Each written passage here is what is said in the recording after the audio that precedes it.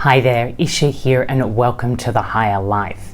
In today's episode, I want to pick up from where I left off last time, exploring this great change that's taking place within humanity and how we can start to develop competency as individual human beings to apply our personal agency in a way that can really meet this emerging future.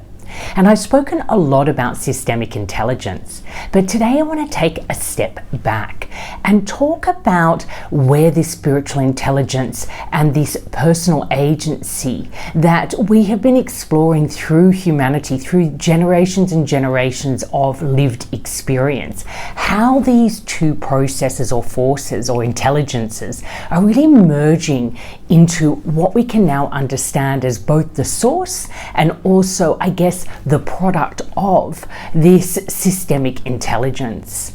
You know, way back when I started out as a transformational life coach, there was really these two camps.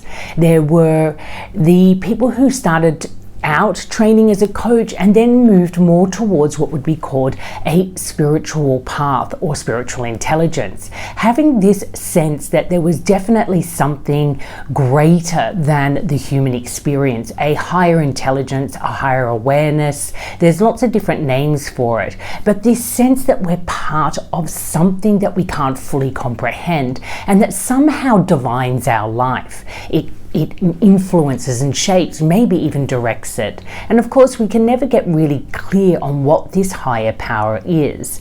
But of course, our ancestors have spent a great deal of time mythologizing and coming up with different manifestations to try and conceptualize this sense of being connected to something or being driven or influenced by something that has more awareness than we can manage in our individual lives.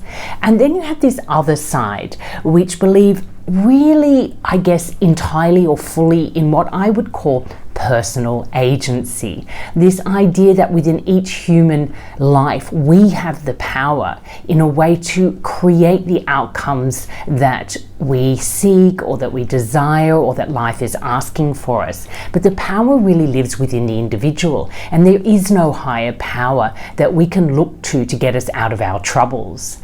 And I use that example because if you look back in time, there really has been this relationship between a single human being feeling extremely vulnerable on the earth plane and feeling in awe of or confused by or terrified of all these unknown influences. How does the universe work? How does life work? Why do we have emotions? You know, why does good things happen to some people and bad things happen to others? You know, we have whole areas of research and study that tend to focus entirely on these big questions. You know, what is the meaning of our existence? You know, and what is the place of humanity within this larger power?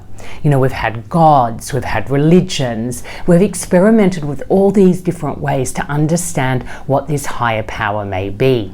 And then we also have this deep sense of our own personal power. And this is something that I have explored over the last sort of 16 to 17 years. What is this personal power that we have?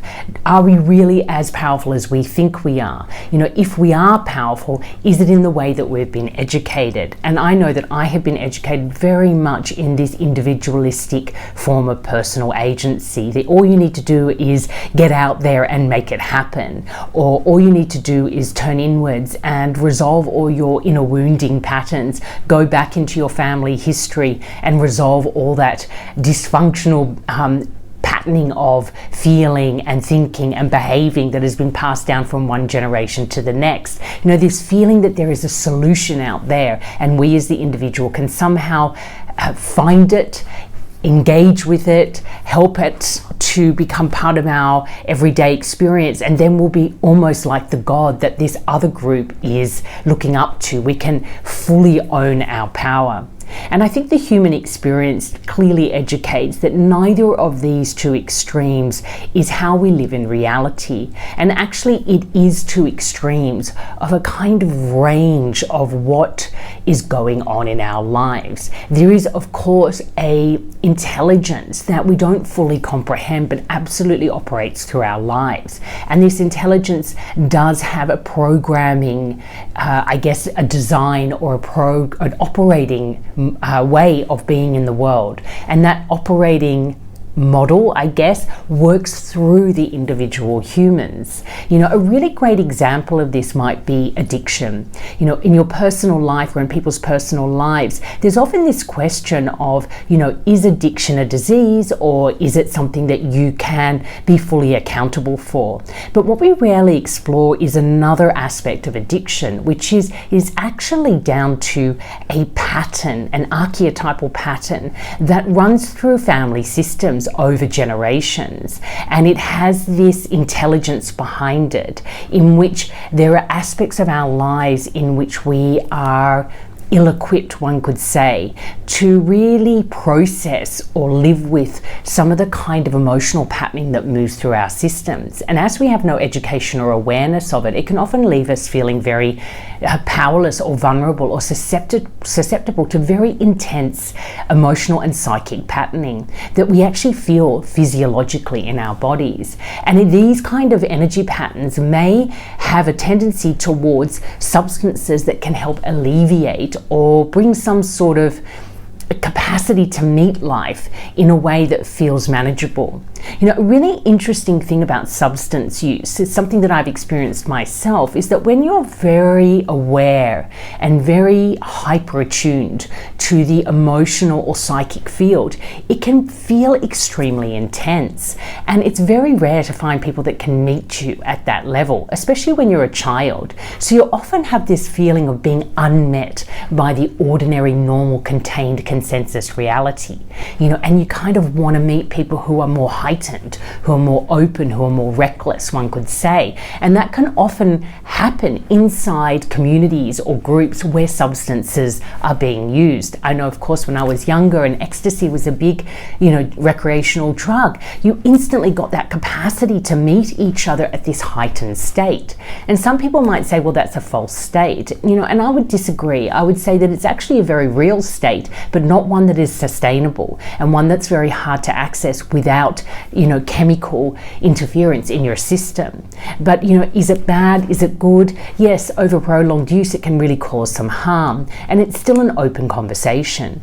But my point is that we have these patterns, these desires, these needs that we don't really talk about or conceptualize, and they're often not met. So often we end up looking maybe towards spirituality, which can become a drug as well, where we want to feel normal in this heightened state of awareness. And then we have this other end of the spectrum, where we have to participate in very ordinary, mundane, routine systems like family, like school systems, like work systems, like friendships. A lot of friendships operate in a very superficial way. And it's not to say that they're shallow, it just means that the level of communion, intensity and depth of conversation really isn't the norm. Something again that I've struggled with in my life, feeling that I need to adapt back into more ordinary, mundane conversations, or conversations where there's not a lot of depth, in order to kind of participate in everyday relationships. And it's healthy for me to do that, because if you're designed in a way that takes you more into this spiritual, deep realm, you can lose touch with reality. And I always thank my mother role for keeping me very firmly planted in the day-to-day and understanding the limitations of daily life, and also understanding that we don't have as much agency as we believe or are educated to believe that we have, over other people, over our emotions, over what happens in life. And especially once you become a parent, you really get a boot camp training in having to let go of a lot of these, dysfunctional, ways of thinking or mindsets that we're educated into, especially in the West. So, what's interesting here is when you start to understand the purpose of spiritual intelligence, which really was to help the everyday person cope better with the reality that they found themselves in, to deal with disease, with loss, with marriage, with relationships, with love, with illness, with war. We really turn to some sort of hope in a higher power that can make sense of all these ways that we behave as humans that often don't make sense to us. So that's a very powerful intelligence. It's been cultivated over centuries, and it has a lot of intel to offer us, especially on forgiveness, on compassion, on community, on being able to be aware of our ego or our individualistic tendencies that might sabotage us in relationship to others and in relationship to our own better self. We are very much geared towards betterment and improvement and advancement in modern culture, but it's often trying to better the ego rather than to understand, this relationship we have between this larger intelligence or this holistic intelligence and our individual experience within it. So what we really see is if we look at the spiritual, which is all about losing yourself completely, and we look at maybe I don't even know what you would call it, let's say individualistic, where it's all about your own power. When we come in and start to merge these two, something new is born. And what you start to realize is that spiritual intelligence is in fact systemic intelligence. It's all about interconnectivity. It's all about cycles of repetition and cycles and continuity. It's all about seasons. We move through generations of humans, and each generation is refining on the experience of the last. We're kind of evolving and involving, and that's how spiritual intelligence really works, right? It's all about opening up to something greater than yourself, surrendering yourself into it, and in a sense being reborn through that experience into a higher state of consciousness.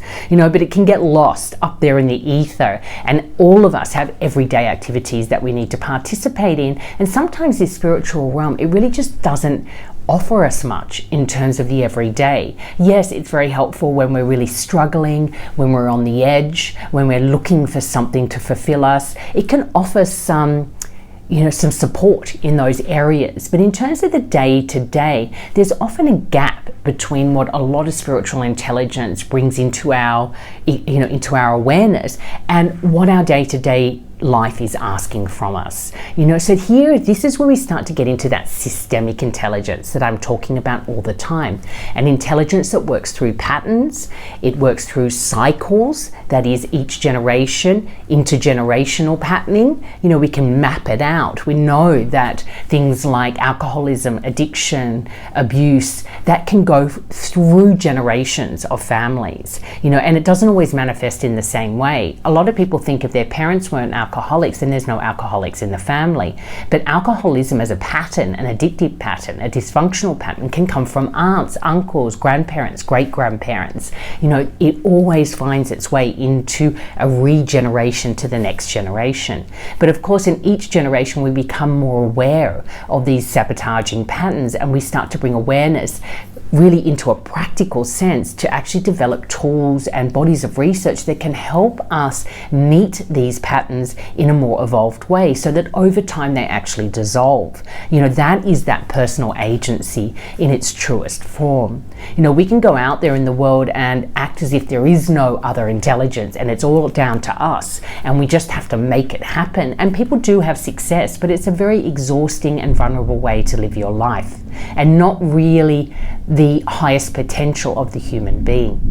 What we want to see is personal agency and unity or universal or spiritual intelligence working together as one body of intelligence. And this is where we get into that systemic. The system's intelligence, it includes everything. It's the whole of humanity and how that works, how humanity sits in a universal intelligence, and then back down, how humanity is broken down into community intelligence, family intelligence, and singular intelligence. But that systemic intelligence, it's really moving through everything. But within the human system, it has a human element to it. That is, we are in relationship with each other, and the way that we relate to each other actually shapes how our atmosphere, how our whole intelligence system works. If we're very skilled and it's a very compassionate and I guess, trusting system, then the whole atmosphere of the people within that system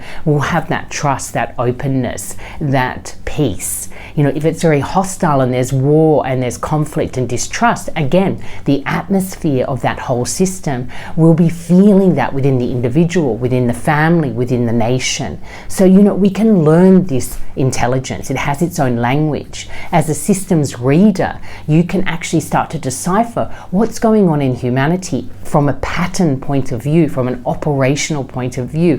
What is coming? You know, what is it that we can bring our attention to? What is it that we can take our attention away from? You know, it's really like, I don't know, it's almost like music to me, at least. You know, I feel I'm a natural born systems reader. It's something I've been able to do from very early on. Read the dysfunction in my own family. When people would come to me and talk to me about what's going on, I could see the patterns already and the human experiences or traits or storylines that might be playing out in this individual person's life.